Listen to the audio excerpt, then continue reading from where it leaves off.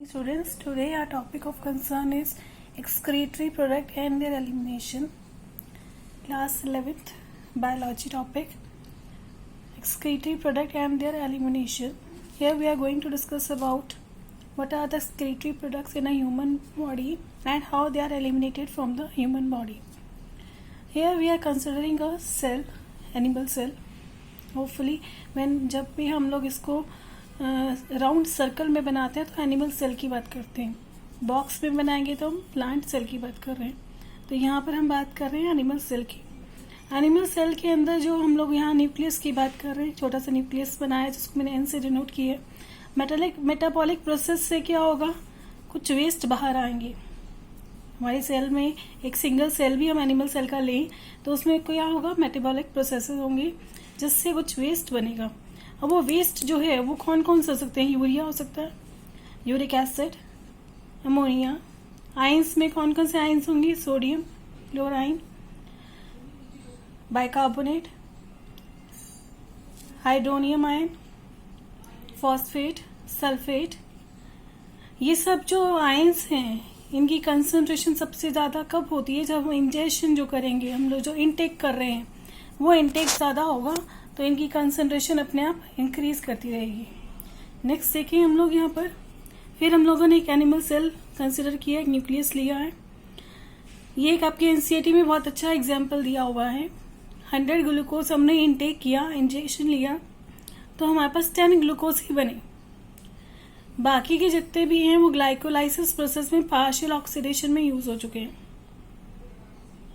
ठीक है, तो ये प्रोसेस चलता रहेगा. हम लोग एक्टिव एब्जॉर्प्शन कितना हुआ, 10 ग्लूकोज का ही हुआ, 10 ग्लूकोज ही यहाँ हुआ, 90 कंज्यूम हो गए ग्लाइकोलाइसिस में, पार्शियल ऑक्सीडेशन हुआ. तो एक्टिव जो इंजेक्शन है, एक्टिव एब्जॉर्प्शन है वो 10 ग्लूकोज का ही रहा हमारे पास. डाइजेशन जो होगा वो होम्योस्टेसिस प्रोसेस है जो एक बैलेंस मेंटेन करता है कि 10 ग्लूकोज का ही इनटेक किया और 10 ग्लूकोज ही हमारे पास waste generate in the form of waste generate हुआ. नेक्स्ट हम देखेंगे इसमें, नेक्स्ट जो हम बात कर रहे हैं डाइजेशन, जो एग्जांपल ले रहे हैं वो होम्योस्टेसिस का ले रहे हैं. यहाँ पर मैंने जो आपको बताया है ये पूरा का पूरा प्रोसेस डाइजेशन का है जिसको हम होम्योस्टेसिस मीन्स बैलेंस बना हुआ है बॉडी में.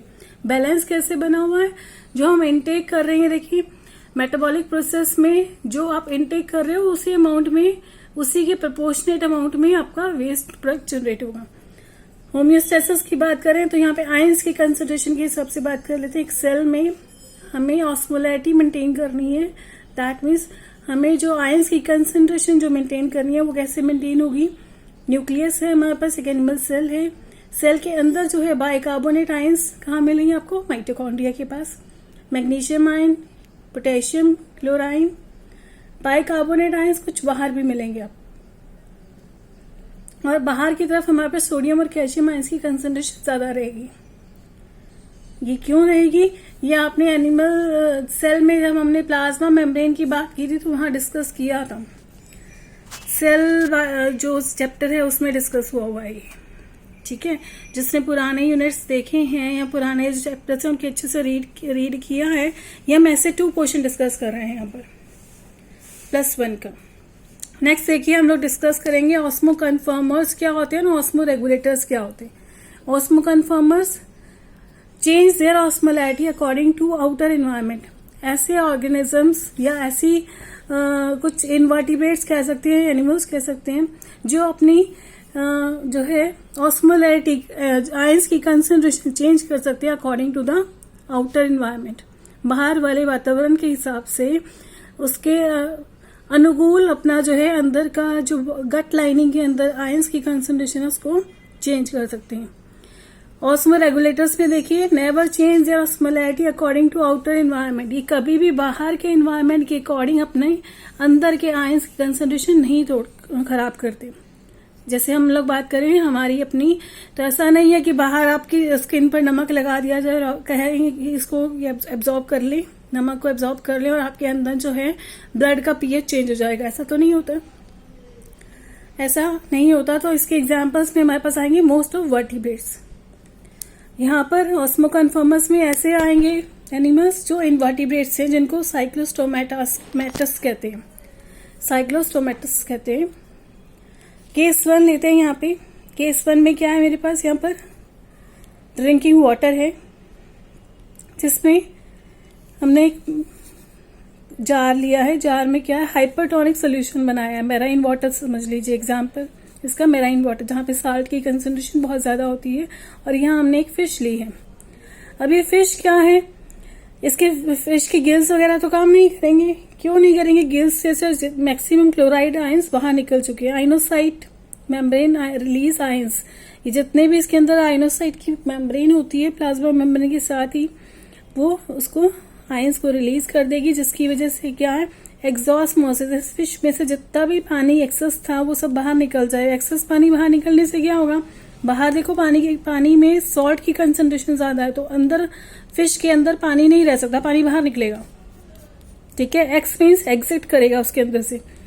और क्यों कर रहा है, बिकॉज बाहर भी कंसंट्रेशन ज्यादा है और उसकी प्लाज्मा मेम्ब्रेन भी अपने आयन का कंसंट्रेशन बैलेंस बनाने के लिए पानी बाहर ही भेजेगी। तो इस केस में क्या होगा, एग्जॉस्मोसिस।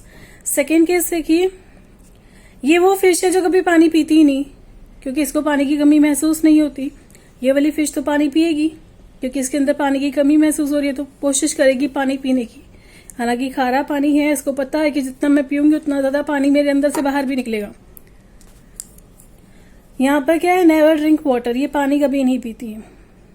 क्यों नहीं पीती है, क्योंकि बाहर हाइपोटोनिक सोल्यूशन है, फ्रेश वाटर है, अंदर आयंस की कंसंट्रेशन ज्यादा है। तो ये क्या करेंगे, आयन का इनटेक जो है इनटेक करेंगे आयंस का। Endosmosis means enter of ions या एग्जिट ऑफ आयंस। ठीक है, नेक्स्ट देखिए, हम एक्सक्रीटरी मैटर की बात करें। एक्सक्रीटरी मैटर में हाईली टॉक्सिक जो है अमोनिया है। आपसे कई बार एमसीक्यूज में ऑर्डर पूछ लिया जाता है कि हाईली टॉक्सिक कौन सा है, अमोनिया। उसके बाद लेस टॉक्सिक है यूरिया, अगेन यूरिया से कम टॉक्सिक है यूरिक एसिड, एंड बहुत कम टॉक्सिक अमाउंट गुआनिन में मिलता है। लेकिन अभी तक सिर्फ आपके जो क्लास आपके +1 लेवल पर बात की जाएगी तो यूरिक एसिड को ही कंसिडर कर रहे हैं less toxic, minimal water required रहता है यहाँ पर। हाईली टॉक्सिक अमोनिया, बहुत रेयर चांसेस है कि गुआनिन पूछा जाता है। गुआनिन आपको जो है एमसीक्यूज में पूछा जाएगा, अदरवाइज आपको अरेंज ऑर्डर पूछा जाएगा। इनका ऑर्डर अरेंज कीजिए from highly toxic to least toxic और from less toxic to highly toxic. Increasing पूछ ले या डिक्रीजिंग ऑर्डर पूछ ले। अब देखिए, जो अमोनिया रिलीज कर रहे हैं उनको क्या, उन एनिमल्स को क्या कह रहे हैं, अमोनोटैलिक। जो यूरिया रिलीज कर रहे हैं यूरियोटैलिक, और जो यूरिक एसिड रिलीज करेंगे उनको बोलेंगे यूरिकोटैलिक। ठीक है, अब ये एनिमल्स के जो the animal who releases ammonia as excretory matter is called ammonotelic animal. The animal which releases urea as excretory matter is called ureotelic animal. Now the animal which releases uric acid as excretory matter is called uricotelic. Process क्या होंगे, जैसे ammonotelic organism के लिए process क्या रहेगा, अमोनोडायलिज्म। Ureotelic के लिए animal के लिए क्या रहेगा, यूरियोटेलिज्म। यूरिकोटेलिक एनिमल के लिए क्या रहेगा, यूरिकोटेलिज्म। अब नेक्स्ट हम बात करें एक्सक्रीटरी ऑर्गन्स की।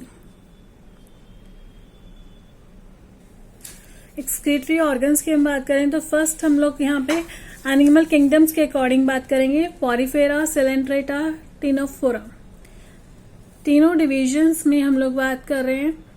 Excretory organs are absent but nitrogen waste diffuses out through body surface. Excretory organ particular जैसे हमारी बॉडी में किडनी है, इनमें पॉरीफेरा, सेलेंट्रेटा, टिनोफोरा में किडनी नहीं मिलेगी, ना ही कोई और नेफ्रीडिया या कोई और फ्लेम सेल्स मिलेंगे। इसमें सिर्फ और सिर्फ नाइट्रोजन वेस्ट होगा, जो क्या होगा, बॉडी सरफेस से ही डिफ्यूज आउट हो जाएगा, डिफ्यूजन प्रोसेस रहेगा वहां पर। प्लेटिहेलमिन्थस में फ्लेम सेल्स मिलेंगे।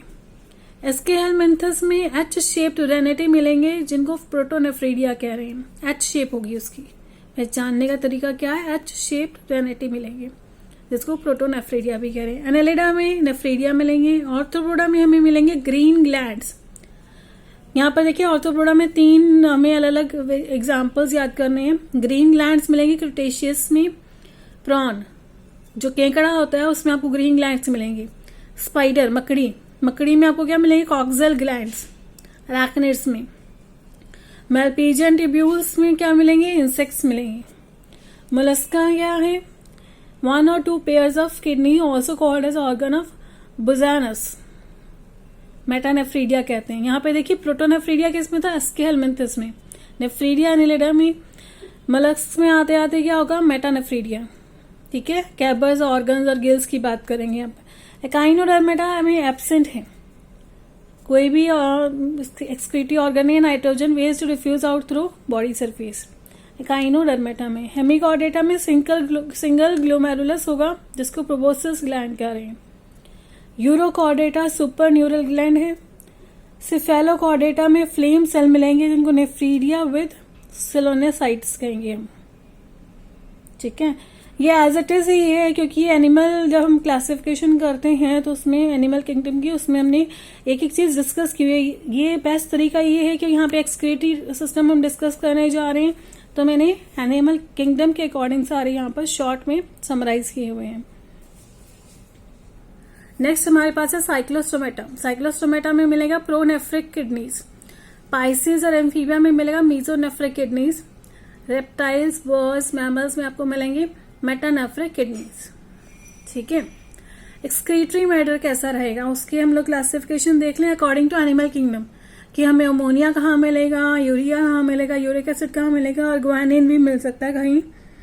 सो हम लोग वही सब देख रहे हैं अकॉर्डिंग टू एनिमल क्लासिफिकेशन कि एक्सक्रीटरी मैटर जो है कौन से डिवीजन में क्या एक्सक्रीटरी मैटर अवेलेबल रहेगा हमारे पास। पॉरीफेरा, सेलेंट्रेटा, टेनोफोरा, प्लेटीहेलमिंथस, एस्केहेलमिंथस में अमोनिया मिलेगा। एनालिडा में आपको मिलेगा एक्वाटिक, अगर है एनालिडा तो अमोनिया मिलेगा, टेरेस्ट्रियल है तो यूरिया मिलेगा। ऑर्थोपोडा की नेक्स्ट हम बात करें तो इसमें एक्वाटिक एनिमल में हमें मिलेंगे तो हमें अमोनिया है एक्सक्रीटरी वेस्ट मैटर। टेरेस्ट्रियल है तो यूरिक एसिड मिलेगा। स्पाइडर में ग्वानिन है। स्पाइडर का एग्जाम्पल यहाँ भी ध्यान रखिएगा, ग्वानिन है। और पीछे जहां मैंने एक्सक्रीटरी ऑर्गन्स बताए थे वहां पे भी मैंने बात की थी स्पाइडर की। स्पाइडर में क्या मिलेगा? कॉक्सल ग्लैंड्स मिलेंगे, एक्सक्रीटरी ऑर्गन। अराकनिड्स, स्पाइडर का जो साइंटिफिक नेम है अराकनिड्स बोल रहे हैं उसको। मोलस्का में हम बात करें एक्वाटिक मोलस्का में तो अमोनिया है। टेरेस्ट्रियल में अगर है तो यूरिक एसिड मिलेगा।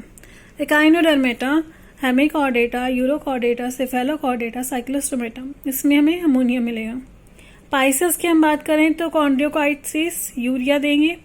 ऑस्टियोथाइस, मेराइन है तो trimethyl amine oxide. Fresh water है तो अमोनिया। ये याद रखने की जरूरत पड़ेगी यहाँ पे। पाइसेस में कॉन्ड्रोथाइस है तो यूरिया, ऑस्टिकाइथाइस है तो मेराइन में हम बात करेंगे trimethyl amine oxide, fresh water में अमोनिया।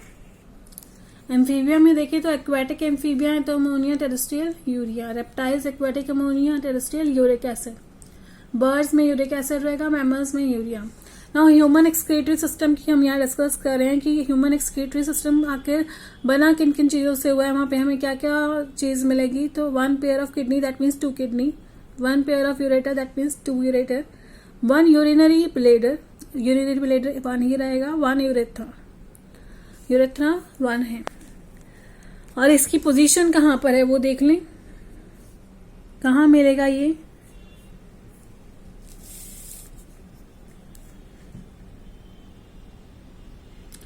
कौन सी पोजीशन पे मिलेगा ये देखिए। थोरेसिक जो नंबर है 12 नंबर पर, थोरेसिक जो लास्ट वाला आपका जो रिब्स है T12 जहां आता है वहां पर नंबर 1 2 3 यहां पर आपको बीन शेप्ड मिलेगी। ठीक है, तो ये आपको पता होना चाहिए। जब हम बोन्स वाला चैप्टर करेंगे लोकोमोशन वाला उसमें आपको पता चलेगा कि T12 जो है वो रिब्स का लास्ट वाला पोर्शन है, जो फॉल्स रिब्स भी कह रहे हैं उसको, फ्लोटिंग रिब्स कह रहे हैं। T12 1 2 3 बीन शेप मिलेगी। यहाँ पर लेंथ क्या है किडनी की 10 to 12 सेंटीमीटर है, विड्थ क्या है 5 to 7 सेंटीमीटर है और डायमीटर 2 to 3 सेंटीमीटर है। यहाँ पर नेक्स्ट देखिए कि इसकी एक्चुअल पोजीशन क्या है। ये आपकी मैंने क्या किया है, जैसे ये जो ह्यूमन का ये स्ट्रक्चर लिया है तो मैंने इस तरीके से डायसेक्शन किया है जिससे कि ये आपकी बैकबोन है और ये आपका एब्डोमिनल पोर्शन है जो फ्रंट वाला पोर्शन है, ये वाली बैक पोर्शन है। ठीक है। बैक पोर्शन में किडनी कहाँ पर है, ये दो जो बनाए हैं ये किडनी के लिए है। ये सेंटर आपका वर्टिब्रल कॉलम है जिससे वो किडनीज कहीं जुड़ी हुई हैं। विसल पेरिटोनियम लेयर है अंदर वाली और बाहर वाली पेराइटल पेरिटोनियम है। नाउ वेट क्या होता है किडनी का, 120 ग्राम से लेकर 170 ग्राम तक आपका किडनी का वेट हो सकता है। यहाँ पर किडनी का देखिए डायग्राम ड्रॉ किया हुआ है। रीनल आर्टरी, ऊपर की तरफ हमारे पास कौन सा ग्लैंड है, एड्रिनल ग्लैंड है। हीलम, हीलम कौन सा पोर्शन होता है, यहाँ जहां पर ये ज्वाइन रहती है इससे, उसको हीलम कहते हैं। रीनल वेन आएगी, renal artery, renal vein. Next देखिए किडनी दो है, फिर हमने बात की थी दो यूरेटर है, एक यूरिनरी ब्लैडर और एक यूरेथ्रा।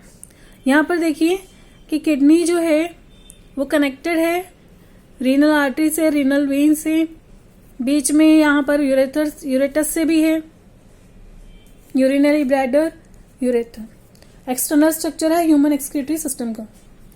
यहाँ देखिए हम इंटरनल स्ट्रक्चर पे फोकस कर लेते हैं थोड़ा सा। इसमें क्या है इंटरनल स्ट्रक्चर में, यहाँ पर देखिए आउटर जो पोर्शन है उसको कह रहे हैं कॉर्टेक्स, बाहर वाला जो पोर्शन है कॉर्टेक्स। और यहाँ पर देखिए लूप्स लाइक स्ट्रक्चर बना हुआ है। ये लूप्स लाइक स्ट्रक्चर के अंदर वाला जो पोर्शन है उसको कह रहे हैं मेडुला, ठीक है। यहाँ पर देखिए छोटा सा एक मैंने ग्लोमेरुलर सेपरेटस और ये आपके नेफ्रॉन का डायग्राम बनाया है।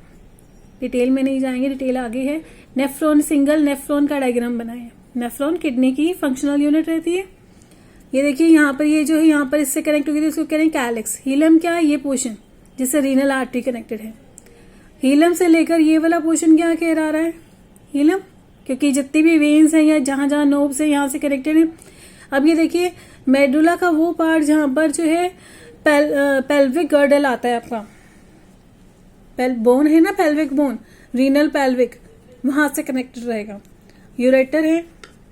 फिर देखिए ये जो पोर्शन है अंदर वाला पोर्शन तो मेडुला रह गया, बाहर वाला कॉर्टेक्स। कॉर्टेक्स में भी ये लूप के अंदर वाला जो कॉर्टेक्स उसको कह रहे हैं कॉलम्स ऑफ बर्टिनी। और ये वाला क्या है जो मेडुला के अंदर यूं रेज की जाएगा, मेडुलरी पिरामिड्स। नेक्स्ट देखिए हम सिंगल उसकी बात कर रहे हैं, नेफ्रॉन की structure functional unit of kidney human excretory system की। बाहर वाला पोर्शन हमारे किडनी की आउटलाइन बता रहा है ये, ठीक है, जिसको हम कॉर्टेक्स भी डिनोट करें। कॉर्टेक्स में क्या रहेगा, बोमेंस कैप्सूल। ये देखिए छोटा सा बोमेंस कैप्सूल है, पीसीटी बनाई हुई है, हेनलेज लूप है, DCT distal convoluted tubule, proximal convoluted tubule, और ये अंदर जाके कनेक्ट यहाँ पर। यहाँ देखिए ये जो ब्रांचेस बनाई है यहाँ पे और भी नेफ्रॉन्स अटैच्ड हैं, सिर्फ एक नेफ्रॉन मैंने आपको दिखाया है, यहाँ और भी बहुत सारे नेफ्रॉन्स अटैच्ड रहेंगे। तो ये वाला पार्ट जो है कलेक्टिंग डक्ट बन जाएगा। कैलेक्स, यहाँ पर भी मैंने आपको ये चीज बताई थी। ये देखिए ये वाला कैलेक्स है सिंगल, यहाँ पर एक नेफ्रॉन दिखाया मैंने आपको, इसकी ब्रांचेस निकलेंगी तो यहाँ पे भी नेफ्रॉन होगा, यहाँ पे भी नेफ्रॉन होगा। तो ऐसे सेम यहाँ पर है। सिंगल मैंने आपको एक मेडुलरी उसका डायग्राम दिखाया है, मेडुलरी पिरामिड का, सिंगल मेडुलरी पिरामिड है ये। कॉर्टिकल नेफ्रॉन्स हैं क्योंकि ज्यादातर कॉर्टेक्स में इसका पार्ट है, कॉर्टिकल नेफ्रॉन्स खाएंगे। बाहर इसके जो है हाइपरटोनिक है, ये वाली जहां सारी नेफ्रॉन्स कलेक्ट हो रही है, कलेक्टिंग डक्ट है। मेडुला ये पोर्शन रहेगा, हैनलेज लूप हमने आपको बता दिया। अब यहाँ पर कॉर्टेक्स में 300 मिलीलीटर ऑस्मोलीटर पर ऑस्मोलीटर हाइपरटोनिक सोल्यूशन की कंसंट्रेशन है, और यहाँ अंदर आते आते मेडुला के पास, कैलेक्स के पास 1200 मिलीलीटर पर ऑस्मोलीटर की हाइपरटोनिक कंसंट्रेशन है, ठीक है। कॉर्टिकल नेफ्रॉन्स वो नेफ्रॉन्स होते हैं जिनकी मैक्सिमम पार्ट कॉर्टेक्स में होता है। जेक्स्ट्रा मेडुलरी नेफ्रॉन्स वो होते हैं जिनका मैक्सिमम पार्ट मेडुलरी पिरामिड्स के अंदर रहता है। तो यहाँ देखिए nephron structure and functional unit of kidney human excretory system, 1 million nephron in each kidney. एक किडनी, ये तो सिंगल किडनी है, हम यहाँ पे एक मेडुला की बात कर रहे हैं, ये वाला पोर्शन एक की बात की है। ऐसे कई सारे मेडुला इकट्ठे होकर एक किडनी में होते हैं, तो 1 मिलियन नेफ्रॉन है एक सिंगल किडनी में। नेफ्रॉन हैज 2 पार्ट्स, हमने बात की है 2 पार्ट्स होते हैं नेफ्रॉन के। कौन कौन सी बात कर लेते हैं, ग्लोमेरुलस, ये वाला जो कप शेप पोर्शन है इसको कह रहे हैं ग्लोमेरुलस। बोमेंस कैप्सूल ग्लोमेरुलस यहाँ आएगा, ग्लोमेरुलस बोमेंस कैप्सूल के अंदर फिट होता है। तो वो देखिए, ये देखिए एफरेंट आर्टेरियोल, इफरेंट आर्टेरियोल, बीच में क्या है, टफ्ट ऑफ कैपिलरीज। आपको ग्लोमेरुलस का स्ट्रक्चर इस तरीके से याद करना है। अभी हम नेफ्रॉन का और डिटेल में डायग्राम ड्रॉ करेंगे तब आपको और क्लियर हो जाएगा। ग्लोमेरुलस एक्चुअल में बोमेंस कैप्सूल के अंदर फिट हुआ है। जो कप शेप स्ट्रक्चर है उसके अंदर ये रखा हुआ है, कप के अंदर है। रीनल ट्यूब्यूल देखिए क्या है, इसमें एफरेंट आर्टेरियोल ऐसे जाएगी और इफरेंट आर्टेरियोल बाहर फेंकेगी। जैसे यही चीज है, एफरेंट अंदर दे रहा है, इफरेंट बाहर दे रहा है, और ये वाला पोर्शन कहाँ गया, यहाँ। अब रीनल ट्यूब्यूल वाला पोर्शन, ये तो बोमेंस कैप्सूल वाला पोर्शन हो गया। रीनल ट्यूब्यूल वाला पोर्शन ये है पीछे वाला, ये रीनल ट्यूब्यूल है। सो यहाँ पर देखिए PCT, Henle's loop, DCT, distal convoluted tubule, collecting duct. उसके ऊपर ये जो मैंने अलग से एक तो ब्लू कलर से डायग्राम बनाया है और एक ब्लैक कलर की पेन यूज करके बाहर की तरफ ये जो नेट लाइक स्ट्रक्चर बनाया है, इसको हम कह रहे हैं हेनलेस लूप। ठीक है, अंदर ब्लू वाला हेनलेस लूप है, बाहर वाला वासा रेक्टा जो अंदर कैपिलरीज की फॉर्म में जो है ट्रांसपोर्ट करेगा मटेरियल को। यहाँ पर आते आते जो वासा रेक्टा है उसको बाहर वाली लेयर को करेंगे पेरिट्यूब्यूलर कैपिलरीज। ठीक है, सो ये डायग्राम आपको ध्यान रखना है। एफरेंट आर्टेरियोल से मटेरियल अंदर जाएगा, इफरेंट आर्टेरियोल से बाहर एग्जिट है। बोमेंस कैप्सूल में ग्लोमेरुलस है, PCT, Henle's loop, DCT and collecting duct, ये आपका मेन नेफ्रॉन का पार्ट है। उसके बाद उसके ऊपर जो कैपिलरीज का जो जाला बना हुआ है या नेटवर्क लाइक स्ट्रक्चर बना हुआ है उसको हम कह रहे हैं वासा रेक्टा।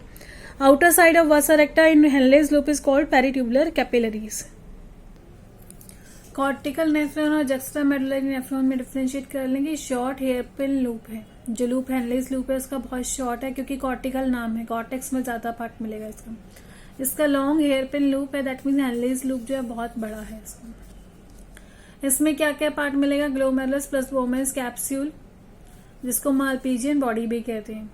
ठीक है, यहाँ पे डीपली इन मेडुलरी पिरामिड, सारा का सारा मेडुलरी पिरामिड के अंदर ही मिलेगा आपको ये। इसकी जो अकरेंस है 80 to 85% किडनी में मिलेगी और इसकी 15 to 20% अकरेंस मिलेगी। तो ये इसका अकरेंस का रहेगा। नेक्स्ट हम लोग देखें कि इसमें डिटेल डायग्राम क्या है, कैसे डीसीटी और ये सब वर्क कर रहे हैं, इसमें क्या डायग्राम है। तो ये देखिए यहाँ पर जक्स्टा ग्लोमेरुलस सेल्स मिलेंगे कुछ साइड पे, ये जो छोटे दिखाए हैं ना, और बीच की तरफ सेंटर में यहाँ पर क्या है, मेसेंजियल सेल्स मिलेंगे। हम लोग हिस्टोलॉजी की बात कर रहे हैं, सेलुलर डिटेल की बात कर रहे हैं। और ये ऊपर वाले जो सेल्स है जिनमें डॉट्स बने हुए हैं सर्कल में, ये डीसीटी दिखाया है क्योंकि एक नेफ्रॉन दूसरे नेफ्रॉन से कनेक्टेड रहेगा तो कहीं ना कहीं डीसीटी से कनेक्ट होगा। डीसीटी में क्या है, यहाँ पर ये जो है बोमेंस कैप्सूल यहाँ पर बना हुआ है। बोमेंस कैप्सूल में देखिए ये एफरेंट है, इफरेंट का जो है वो देखिए डायमीटर कम हो जाएगा, यहाँ पर डायमीटर ज्यादा है एफरेंट का, इफरेंट का डायमीटर कम हो जाएगा। ये आपका क्या है, ग्लोमेरुलस। बोमेंस कैप्सूल ये नीचे बना हुआ है जिसमें अलग अलग सेल्स बना रखी है मैंने। ये वाले जो सेल्स हैं इनको मैक्यूला डेंसा कह रहे हैं। ठीक है, ये मैक्यूला डेंसा है। अब यहाँ पर देखिए ये जो सेल्स बने हुए हैं इनको तो कह रहे हैं स्क्वेमस एपिथेलियम, जो पोडोसाइट सेल्स भी कहे जाते हैं। आपसे पूछा जाए कि पोडोसाइट की अकरेंस कहाँ है, तो वो कहाँ है, ग्लोमेरुलस में। ग्लोमेरुलस के बाद यहाँ नीचे ये जो सेल्स बने हुए हैं इनको कह रहे हैं brush border cuboidal epithelium. Animal tissues chapter में हम कहीं डिस्कस कर चुके हैं पहले, अगर आपने नहीं डिस्कस किया हुआ तो ऐसे क्यूबॉइडल शेप्ड है, ये क्यूब शेप है, क्यूबॉइडल शेप्ड है। और ब्रश बॉर्डर एपिथेलिया, इनके ऊपर छोटे ब्रश लाइक हेयर्स लगे रहेंगे। Brush border epithelia cuboidal cells है। ठीक है, तो स्क्वेमस एपिथेलिया पोडोसाइट सेल्स है, इनमें न्यूक्लियस मिलेगा, डिफरेंट फंक्शन होते हैं। अब ये पीसीटी से आगे कनेक्ट हो जाएगा। नेक्स्ट यहाँ पर देखिए हम लोग ये डायग्राम, ये हमने डायग्राम कैसे डिस्कस किया, यहाँ देखिए Bowman's capsule, PCT, Henle's loop आ गया सारा, डीसीटी। तो हमने क्या किया, ये वाला कनेक्शन आपको कट करके दिखाया कि डीसीटी कैसे ऊपर से कैसे दिखेगा, मतलब जो किडनी का यूं एंगल रखा हुआ है आपके पास, ठीक है, तो उसको मैंने कट करने के बाद डीसीटी उसके ऊपर से निकला हुआ है ना, ये देखिए यहाँ से अगर मैं कट करूंगी तो डीसीटी इसके ऊपर ही आएगा। यहाँ मैंने डीसीटी ऊपर ही तो दिखाया है, ये देखिए, ये दोनों पिक्चर्स को साथ में रखकर देखिएगा कि इसका सेक्शन कटिंग करके डीसीटी कट करके इसके ऊपर रखकर दिखाया गया है। यहाँ पर मैक्यूला डेंसा सेल्स को समझाने के लिए डीसीटी की ट्यूब है, अंदर से कैसे दिखती है। ठीक है, juxta glomerulus plus macula densa. अब जक्स्टा ग्लोमेरुलस सेल्स जो जीसी सेल्स, ये वाले सेल्स प्लस मैक्यूला डेंसा दोनों मिलकर क्या बनाते हैं यहाँ पर, मेसेंजियल सेल्स जो हैं, इनको मेसेंजियल सेल्स भी कहते हैं। मैक्यूला डेंसा ये वाले सेल्स और जक्स्टा ग्लोमेरुलस वाले सेल्स क्या मिलकर बनाएंगे, जक्स्टा ग्लोमेरुलस अपरेटस। ठीक है, मैक्यूला डेंसा के साथ ही इन्होंने मेसेंजियल सेल्स को भी कैलकुलेट किया है। तो यहाँ पे जक्स्टा ग्लोमेरुलस अपरेटस बनाएंगे। ग्लोमेरुलर फिल्ट्रेशन रेट क्या होता है, जनरल जो नॉर्मल हम बात करें 120 to 125 ml पर मिनट होता है। ये होता कहाँ है, ये यहाँ पर जो फिल्टर हो रहा है उसका रेट बात कर रहे हैं, ग्लोमेरुलस फिल्ट्रेशन रेट। तो 120 to 125 ml पर मिनट है। अगर GFR जो है डिक्रीज हो जाए, ये रेट कम हो जाए, तो ये जक्स्टा ग्लोमेरुलस अपरेटस क्या करेगा, एक्टिवेट हो जाएगा इन secrete renin hormone. Renin hormone यहाँ पर सिक्रीट होना शुरू हो जाएगा। यहाँ पर इन सेल्स, ये जो सेल्स है यहाँ पर रेनिन हार्मोन सिक्रीट करेंगे। अगर ये यहाँ पर जो है ग्लोमेरुलस फिल्ट्रेशन रेट जो है डिक्रीज हो जाता है तो यहाँ पर रेनिन सिक्रीट होना शुरू हो जाएगा। नेक्स्ट देखिए, decrease the diameter of efferent arteriole. क्या होगा नेक्स्ट स्टेप, क्या करेगा वो, GFR को नॉर्मल लाने के लिए एफरेंट आर्टेरियोल का जो ये डायमीटर है ये डिक्रीज कर देगा, थोड़ा इसको नैरो कर देगा। रेनिन कैसे बिहेव करेगा, rennin behave indirectly as vaso constructor. Vaso constructor आपकी जो एफरेंट आर्टेरियोल है उसको कंस्ट्रक्ट तो कर रहा है, इसको कम डायमीटर को कम कर देगा। तो क्या एक्चुअल में कर रहा है वो, एफरेंट आर्टेरियोल का डायमीटर डिक्रीज कर रहा है और एक वैसो कंस्ट्रक्टर का काम कर रहा है। ग्लोमेरुलस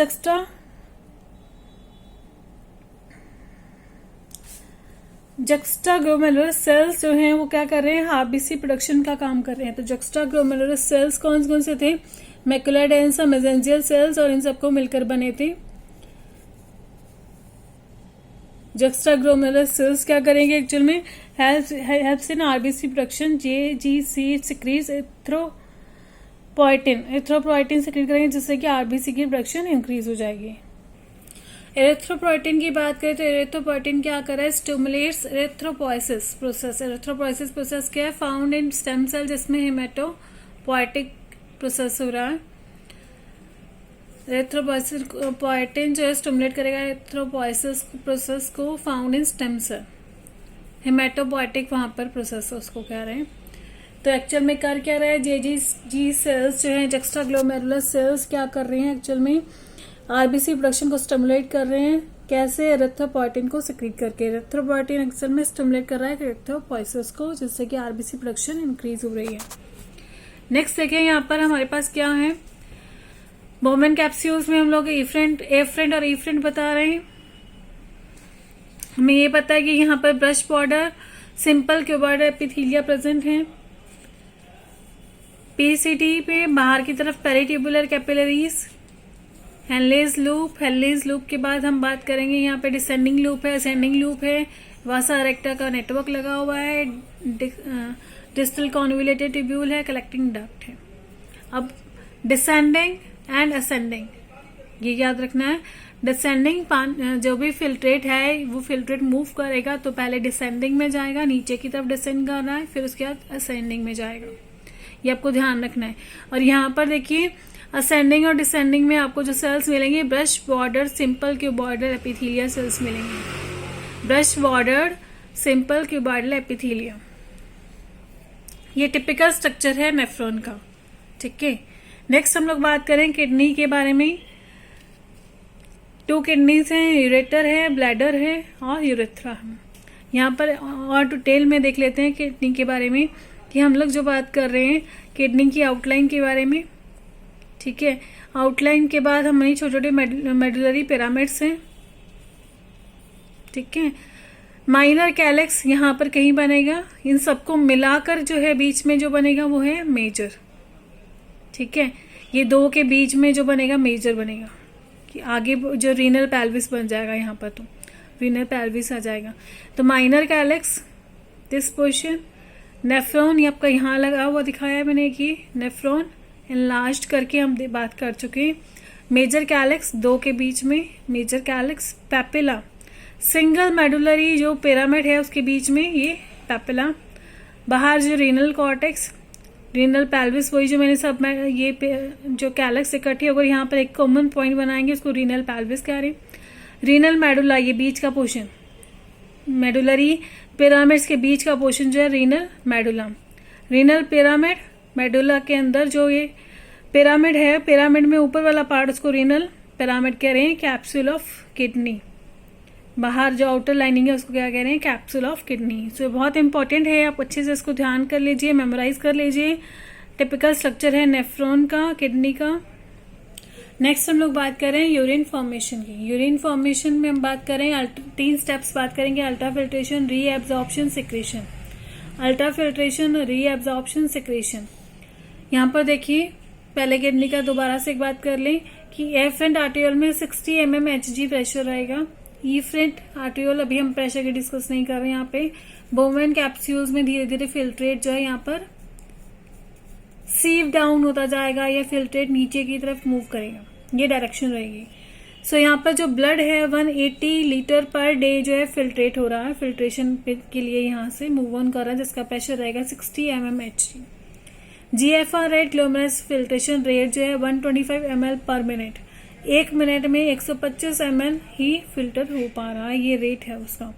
यूरिन जो है 1.5 लीटर मिलेगा, जबकि 180 लीटर पर डे हम लोग फिल्ट्रेशन के लिए ब्लड उसमें भेज रहे हैं किडनी में, लेकिन ये सिंगल इसका नेफ्रॉन का काम तो नहीं है। उसमें हमने अबाउट 1 मिलियन नेफ्रॉन्स की बात की थी एक सिंगल यूनिट ऑफ किडनी में। यूरिन 1.5 लीटर है, that is more than 99% content is reabsorb. हम कह सकते हैं कि 90% से भी ज्यादा कंटेंट रीएब्जॉर्ब हो रहा है, क्योंकि 180 लीटर और 1.5 लीटर बहुत ज्यादा डिफरेंस है।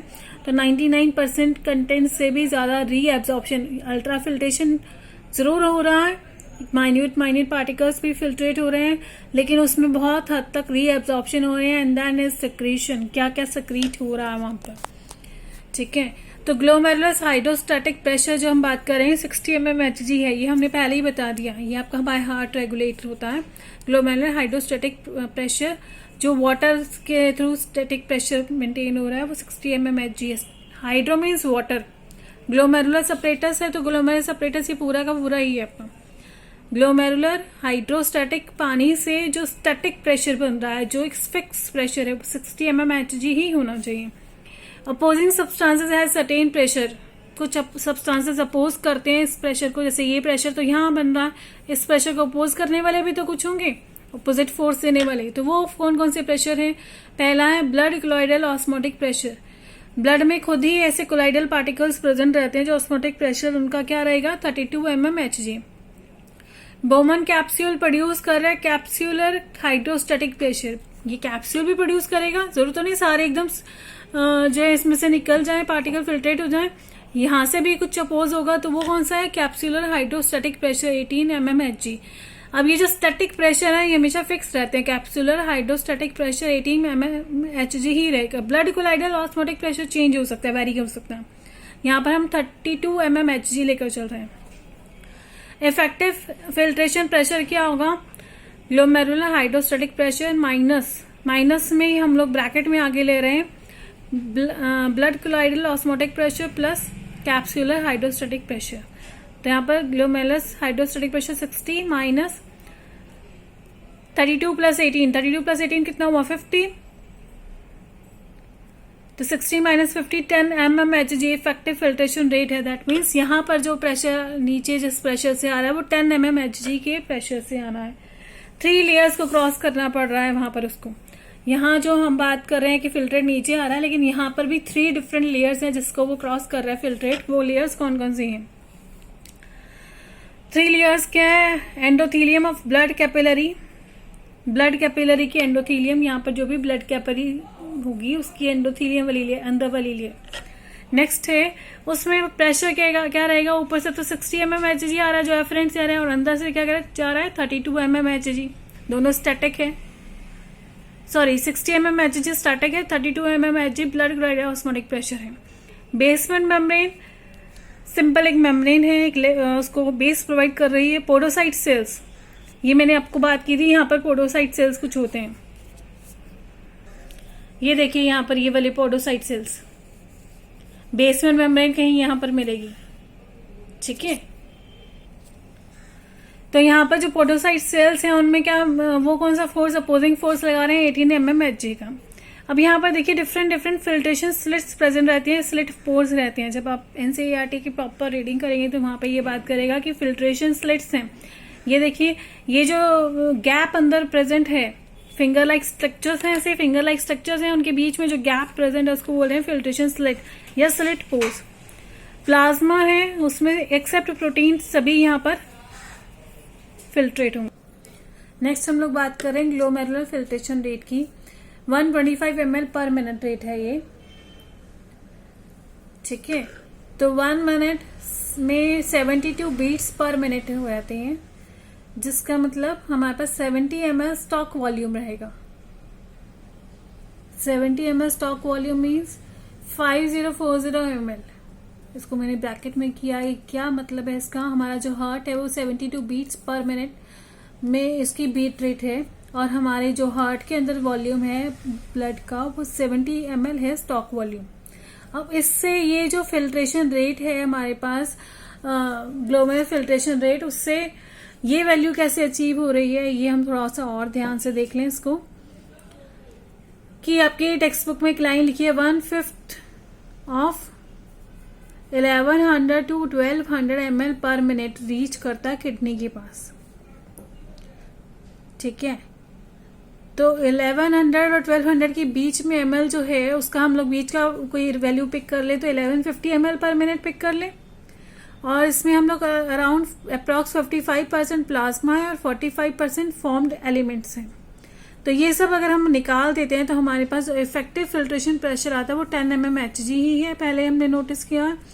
तो इसका अगर हम लोग जो है 1/5 करें, ये सब निकालने के बाद 55% हम प्लाज्मा भी इसमें से माइनस कर दें, 45% फॉर्म्ड एलिमेंट्स इसमें से माइनस कर दें, तो लास्ट हमारे पास क्या बचेगा 125 ml पर मिनट, जो कि यहाँ पर हमारा ग्लोमेरुलर फिल्ट्रेशन रेट है। तो ऑल ओवर इसने एक बात की कि 1/5 पार्ट फिल्टर का, 1/5 पार्ट ऑफ फिल्टर, उसमें से हमें ये सब रिमूव करने के बाद उसका 1/5 पार्ट की बात करनी है। जब हम इसमें से प्लाज्मा रिमूव कर देंगे तो 630 ml रह जाएगा। 630 ml का ये सब रिमूव करने के बाद 630 ml रहता है, जिसका 1/5 किया जाए तो 125 ml पर मिनट बचता है। रीएब्जॉर्प्शन नेक्स्ट स्टेप की बात करें, यूरिन फॉर्मेशन में हमने अल्ट्रा ये फिल्ट्रेशन बात की थी। अब नेक्स्ट हम बात करें रीएब्जॉर्प्शन। रीएब्जॉर्प्शन हो किन किन चीजों का रहा है, यहाँ पर देखिए बोमेन कैप्सूल्स में ऐसे आपके जो फिल्ट्रेट फ्लो करेगा, फिल्टर सोल्यूशन आएगा और फिल्ट्रेट बनेगा। ये हमारे सेल्स प्रेजेंट है यहाँ पर, क्यूबॉइडल सेल्स, एपिथेलियल सेल्स जो है सिंपल क्यूबॉइडल एपिथेलियल सेल्स हैं, ब्रश बॉर्डर भी मिलेंगे। ग्लूकोज, अमाइनो एसिड और सोडियम आयंस है actively absorb by renal tubule cells. Renal tubule cells में ये एक्टिवली एब्जॉर्ब होते हैं क्योंकि वहां पर एनर्जी रिक्वायर्ड रहती है। अब रीनल ट्यूब्यूल कौन सा पोर्शन है, जहां पर आपका पीसीटी, डीसीटी और कलेक्टिंग डक्ट आते हैं, तो actively absorb by renal tubule, ठीक है। कौन कौन से, ग्लूकोज, अमाइनो एसिड और sodium ions. Nitrogen waste, nitrogen substance, chloride, bicarbonate, water, ये सब क्या होंगे, पैसिवली एब्जॉर्ब होंगे, एनर्जी रिक्वायर्ड नहीं है। यहाँ पर कोई जोर नहीं लगने वाला हमारी बॉडी का, ना ही नेफ्रॉन्स का, इसमें डायरेक्ट जो है पैसिवली एब्जॉर्प्शन होगा। आयंस और एसिड बेस का बैलेंस कैसे बनता है, उसके लिए हम थोड़ा सा चार्ट में फॉर्म में इसको डिस्कस कर रहे हैं।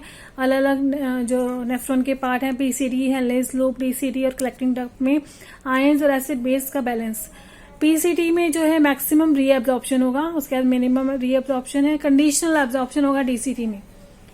अगर कोई इमरजेंसी सिचुएशन है या कोई डिफॉल्ट है एब्जॉर्प्शन में, रीएब्जॉर्प्शन में, तो यहाँ पर कंडीशनल एब्जॉर्प्शन बता रहे हैं। कलेक्टिंग डक्ट में टू कंसंट्रेट यूरिन, यूरिन को कंसंट्रेट करने के लिए ही एब्जॉर्प्शन होगा। पीसीटी में हम बात करें 70 to 80% इलेक्ट्रोलाइट्स हैं। यहाँ पे resist to change in the osmolarity of medullary interstitium. Medullary interstitium के अंदर कोई भी जो ऑस्मोलैरिटी चेंज के लिए हेनलेज लूप रेजिस्ट करता है, क्योंकि वहां पे वासा रेक्टा हो जाएगा। यहाँ कुछ स्पेसिफिक नहीं किया हुआ है एनसीईआरटी ने। सिक्रीशन क्या होगा यहाँ पे, सोडियम आयंस का, पोटेशियम आयंस का और अमोनियम आयंस का। यहाँ कुछ नहीं है आपके सिक्रीशन में। यहाँ पर सिक्रीशन का पार्ट करें तो यहाँ पे सोडियम आयंस, पोटेशियम आयंस और अमोनियम आयंस। डीसीटी में कलेक्टिंग डक्ट में हाइड्रोजन आयंस और potassium ions. Passively absorb bicarbonate ions होंगे, वो भी पीसीटी में, और कहीं पैसिव एब्जॉर्प्शन नहीं है। नेक्स्ट देखें, mechanism of concentration to the filtrate. Filtrate का जो कंसंट्रेशन का मैकेनिज्म है वो डिस्कस करने जा रहे हैं। कॉर्टेक्स है बाहर, अंदर मेडुला है। सारे के सारे 300 मिली ऑस्मो पर लीटर के अकॉर्डिंग जो ऑस्मोलैरिटी हो रही है, यहाँ पर ऑस्मोलैरिटी इंक्रीज कर रही है। मेडुलरी पिरामिड्स हैं, कॉलम्स ऑफ बर्टिनी है। यूरिन जो कंसंट्रेट कहाँ होगा, मेडुलरी पिरामिड्स में। क्यों? बिकॉज यहाँ पर जो अभी हमने बात की कि मेडुलरी पिरामिड्स में कोई भी इंटरस्टेशन नहीं पॉसिबल है, वहां पर वो ऑस्मोलैरिटी अपनी मेंटेन रखता है। Osmolarity increase from cortex to medullary region. यहाँ ऑस्मोलैरिटी इंक्रीज हो रही है। क्यों? क्योंकि बाहर तो 1200 ml milli osmolarity per litre था, और यहाँ पर 300 मिली ऑस्मोलीटर पर लीटर है। तो ऑस्मोलैरिटी इंक्रीज करेगी from cortex to medullary region, ये आपने ध्यान रखना है। फिर हम लोग यहाँ पर बात करें कि ये देखिए बाहर वाला पोर्शन कॉर्टेक्स है, ठीक है। कॉर्टेक्स में इनर मेडुला, ठीक है। सॉरी, यहाँ पे आप दोबारा से रिकनेक्ट कर लीजिए। बाहर 300 मिली ऑस्मोलैरिटी पर लीटर है, और अंदर आते आते तक मेडुला पोर्शन में आपके 1200 मिली ऑस्मोलीटर पर लीटर हो जाएगा। नेक्स्ट यहाँ पर देखिए, कॉर्टेक्स के बाद यहाँ पे मेडुला दिखाया है, इनर मेडुला पोर्शन। नेफ्रॉन है single, Bowman's capsule, PCT, Henle's loop, DCT और कलेक्टिंग डक्ट। कलेक्टिंग डक्ट से बाहर हाइड्रोजन आयंस में बाहर जाएंगे, क्योंकि हमें पता है ऑस्मोलैरिटी अंदर इंक्रीज कर रही है, तो वाटर की मूवमेंट कहाँ होगी, बाहर की तरफ। ऑस्मोलैरिटी साल्ट कंसंट्रेशन अंदर बहुत ज्यादा है, तो पानी की मूवमेंट बाहर ही की तरफ जाएगी। 300 मिली ऑस्मोलैरिटी पर लीटर और 1200 मिली ऑस्मोलैरिटी पर लीटर। नेक्स्ट देखिए, यहाँ पर हम बात कर रहे हैं कि 2 हेनलेज लूप हमने डिफरेंट ली है। इन 2 हेनलेज लूप में हम लोग क्या बात कर रहे हैं, एक तरफ से फिल्ट्रेट आ रहा है पीसीटी में, और ये डीसीटी दिखाया है। पीसीटी से मूव होते होते डीसीटी में जाएगा।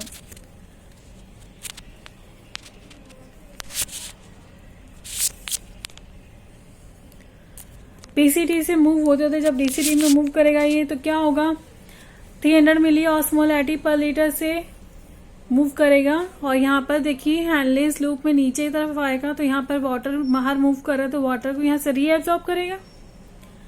हैंडलेस लूप में अंदर की तरफ आएंगे तो देखिए 1200 मिली ऑस्मोलीटर पर litre. Handless loop counter current pattern है ये हैंडलेस लूप का, ठीक है। और यही हैंडलेस लूप जब हम उठा के इसके अंदर रख देंगे वासा रेक्टा के अंदर, तो वासा रेक्टा में क्या है, ब्लड फ्लो कर रहा है।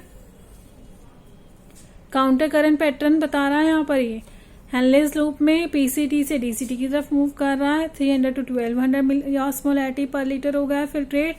और वासा रेक्टा में ब्लड जो है, ब्लड का क्या इसमें था 60 mmHg प्रेशर, उस प्रेशर से ये मूव कर रहा है। काउंटर करंट पैटर्न है। वो हैंडलेस लूप को आपने कैसे पढ़ना है, इस हैंडलेस लूप को रखना है इसके अंदर, इस सेम पैटर्न में ही, इसी पैटर्न को स्मॉल करके आपने इसके अंदर रखना है। इस पैटर्न को जब रख देंगे तो आपको पता चलेगा कि एक की डायरेक्शन तो क्लॉकवाइज है और एक की एंटी क्लॉकवाइज है। ये देखिए यहाँ पर 300 मिली ऑस्मोलैरिटी पर लीटर, ये आपका जो है वासा रेक्टा। वासा रेक्टा में हमने बात की थी, यहाँ से ब्लड मूवमेंट होगी। ब्लड में क्या होगा, वाटर बाहर की तरफ मूव करेगा, और वासा रेक्टा में या दूसरी तरफ जहाँ यहाँ पर 1200 मिली ऑस्मोलैरिटी कंसेंट्रेशन में जब 300 की तरफ मूव करेगा तो यहाँ NaCl बाहर की तरफ मूव करेगा। जब 300 से 1200 तक जा रहा था तो वाटर बाहर जा रहा था। जब 1200 से 300 की तरफ जा रहा है तो NaCl बाहर जा रहा है। हैंडलेस लूप की बात करें तो इसमें क्या है, पीसीटी से डीसीटी की तरफ है, डिसेंडिंग आर्म। यहाँ पर पीसीटी से डीसीटी की तरफ है। यहाँ पर वाटर बाहर मूव करेगा और यहाँ NaCl बाहर मूव करेगा। और यहाँ पर साथ में मैंने आपको कलेक्टिंग डक्ट की कंसंट्रेशन बताई है कि कैसे यूरिन कंसंट्रेट हो रहा है। यहाँ पर देखिए ऐसे मूवमेंट डाउनवर्ड्स होगी कलेक्टिंग डक्ट में। तो वाटर की मूवमेंट बाहर हो रही है, प्लस यहाँ पे स्मॉल अमाउंट ऑफ यूरिया भी बाहर मूव करेगा जो कि एक्ट करेगा एज एन एक्टिव रीएब्जॉर्बर। यहाँ पे रीएब्जॉर्ब जो हो रहा है पोर्शन उसकी बात करते हैं। काउंटर करंट मैकेनिज्म ये है इसका। 3 डायग्राम्स मैंने आपको दिखाया है इसमें काउंटर करंट मैकेनिज्म में, इसको समझाने के लिए। First one this one Henle's loop, second वासा रेक्टा। वासा रेक्टा में क्या है, क्लॉकवाइज डायरेक्शन है और हेनलेज लूप में एंटी क्लॉकवाइज डायरेक्शन है। ठीक है, नेक्स्ट देखिए regulation of kidney function. Kidney के जो फंक्शन है उसकी रेगुलेशन कैसे हो रही है। फर्स्ट हम जेजीए सेल्स की बात कर रहे हैं, जेजीए अपरेटस की बात करें, जक्स्ट्रा ग्लोमेरुलस अपरेटस। यहाँ से रेनिन सिक्रीट होगा जो कि वैसो कंस्ट्रक्टर है, जो कि एफरेंट को आपके कंस्ट्रक्ट कर देगा, उसका डायमीटर नैरो कर देगा। बॉडी फ्लूइड्स यहाँ पर कम हो जाएंगे, ब्लड प्रेशर डिक्रीज हो जाएगा। ब्लड प्रेशर डिक्रीज होते ही क्या होगा, ग्लोमेरुलस फिल्ट्रेशन रेट भी डिक्रीज हो जाएगा। जक्स्ट्रा ग्लोमेरुलस सेल्स जो हैं वो रेनिन सिक्रीट करेंगे, vaso constructor blood vessels construct हो जाएंगी, ब्लड प्रेशर जो है फिर से इंक्रीज हो जाएगा और जीएफआर नॉर्मल पहुंच जाएगा। अब यहाँ पे देखिए ग्लोमेरुलस जो है जस्ट्रा ग्लोमेरुलस सेल्स हैं वो रेनिन सिक्रीट करेंगे जिससे कि वैसो कंस्ट्रक्टर का काम कर रहा है। ठीक है, जेजीए अपरेटस में रेनिन सिक्रीट होने से वैसो कंस्ट्रक्टर बनता है। वैसो कंस्ट्रक्टर क्या है, वो एफरेंट सेल्स को, एफरेंट जो डायमीटर है उसको कम करेगा और जिससे कि ब्लड प्रेशर नॉर्मल पर आ जाएगा। नेक्स्ट हम लोग बात करें बॉडी फ्लूइड्स। बॉडी फ्लूइड्स अगर डिक्रीज हो रहे हैं तो दैट मीन्स ब्लड प्रेशर भी डिक्रीज होगा, जिसमें हम डायूरेसिस की बात कर रहे हैं, डाइल्यूटेड यूरिन, यूरिन बहुत ज्यादा डाइल्यूटेड आएगा। ब्लड फ्लूइड्स जो है वो उसकी कंसंट्रेशन कम होगी तो ऑस्मोरिसेप्टर्स क्या करेंगे, हाइपोथैलेमस को मैसेज करेंगे वहां पर, और वहां हाइपोथैलेमस जो है उसके नजदीक पिट्यूटरी ग्लैंड है जिसमें न्यूरोहाइपोफाइसिस और पोस्टीरियर पार्ट है उसका। एडीएच रिलीज करेगा, एंटी डाययूरेटिक हार्मोन, जिसको वेसोप्रेसिन कह रहे हैं। वेसोप्रेसिन क्या करेगा, डीसीटी ऑफ रीनल ट्यूब्यूल पर एक्ट करेगा, वहां पर रीअब्जॉर्प्शन ऑफ वाटर जो है इंक्रीज कर देगा। जो यहाँ पर डायल्यूटेड यूरिन था, वाटर एब्जॉर्प्शन ज्यादा की वजह से तो वाटर यहाँ वापस रीअब्जॉर्ब हो जाएगा। बॉडी फ्लूइड जो है वो उसका जो कंसंट्रेशन है वो डिक्रीज हो जाएगा, ब्लड प्रेशर जो है हाई हो जाएगा, ग्लोमेरुलस फिल्ट्रेशन रेट नॉर्मल पे पहुंच जाएगा। यहाँ पर ब्लड प्रेशर डिक्रीज हो रहा था, यहाँ पर ब्लड प्रेशर हमने नॉर्मल किया। कैसे किया, ऑस्मोरिसेप्टर्स ने जाके हाइपोथैलेमस को इन्फॉर्मेशन दी, हाइपोथैलेमस ने पिट्यूटरी ग्लैंड को एक्टिवेट किया जिसकी वजह से एडीएच सिक्रीट हुआ। एडीएच क्या है, एक वेसोप्रेसिन है। वेसोप्रेसिन क्या काम करता है, ये रीअब्जॉर्प्शन ऑफ वाटर को इंक्रीज कर देता है जिसकी वजह से बॉडी फ्लूइड्स की जो कंसंट्रेशन है वो क्या हो जाएगी, डिक्रीज हो जाएगी। बॉडी फ्लूइड्स जो है वो कम अमाउंट में सिक्रीट होंगे और ब्लड प्रेशर जो है इंक्रीज कर जाएगा। नेक्स्ट हम लोग बात कर रहे हैं इसमें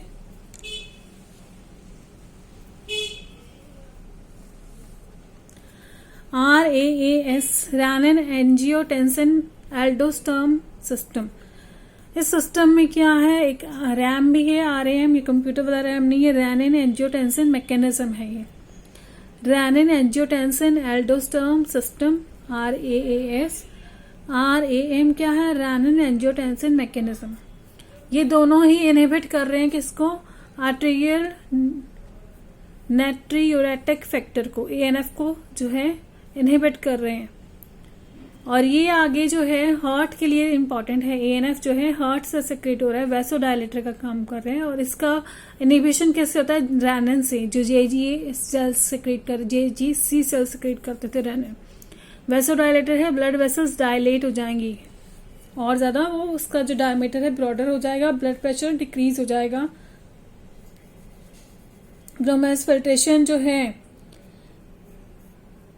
वो डिक्रीज हो जाएगा फैक्टर, और यहाँ पर नॉर्मल पर अचीव करेगा। एंजियोटेंसिनोजन लीवर से सिक्रीट हो रहा है जिसमें JGC सेल्स से रेनिन सिक्रीट होगा जो उसको एंजियोटेंसिन फर्स्ट में कन्वर्ट करेगा। लंग्स से हमारे पास ACE सिक्रीट हो रहा है। ठीक है, ACE क्या करेगा, एंजियोटेंसिन सेकंड सिक्रीट करेगा। अब एंजियोटेंसिन फर्स्ट का क्या काम है, एड्रिनल कॉर्टेक्स में वर्क करेगा, मिनरलोकॉर्टिकॉइड, एल्डोस्टेरॉन, DCT, DCT के बाद ये आएगा वाटर प्लस सोडियम आयंस को रीएब्जॉर्ब करेगा, ब्लड फ्लूइड वॉल्यूम जो है वो इंक्रीज कर देगा और GFR जो है वो इंक्रीज होगा और वो नॉर्मल पे आ जाएगा। यहाँ पर एंजियोटेंसिन का दोबारा से देख लिया, एंजियोटेंसिनोजन लीवर से सिक्रेट हो रहा है जिस पर ग्लोमेरुलस जक्स्टा ग्लोमेरुलस सेल्स से रेनिन ऐड होगा, उससे एंजियोटेंसिन फर्स्ट में कन्वर्ट हो जाएगा। ये एड्रेनल कॉर्टेक्स पे एक्ट करेगा, ये मिनरलोकॉर्टिकॉइड में एल्डोस्टेरोन। DCT के बाद वाटर प्लस सोडियम आयन को रीएब्जॉर्ब करने में जा रहा है ये, और बॉडी फ्लूइड वॉल्यूम जो है इंक्रीज करेगा, जिससे क्या होगा GFR जो है रेट इंक्रीज होगा और ये नॉर्मल तक पहुंच जाएगा। यहाँ पर क्या था, GFR रेट जो है डाउन शूट कर रहा था और नॉर्मल नहीं आ पा रहा था।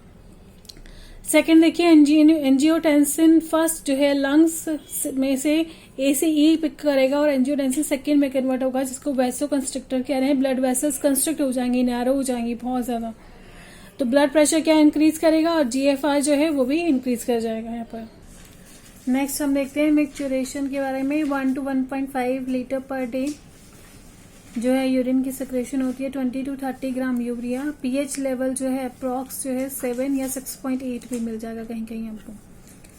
यहाँ पर देखिए CNS सेंट्रल नर्वस सिस्टम से जो है ये जनरेट होता है। सेंट्रल नर्वस सिस्टम जो है मोटर इन्फॉर्मेशन देता है आपके यूरिनरी ब्लैडर की अपर मसल्स को। यहाँ पे स्ट्रक्चर रिसेप्टर्स प्रेजेंट रहते हैं, रिसेप्टर्स को इन्फॉर्मेशन देगा, और सेकेंड इन्फॉर्मेशन जो आपकी देगा मोटर इन्फॉर्मेशन वो यूरेथ्रा को देगा।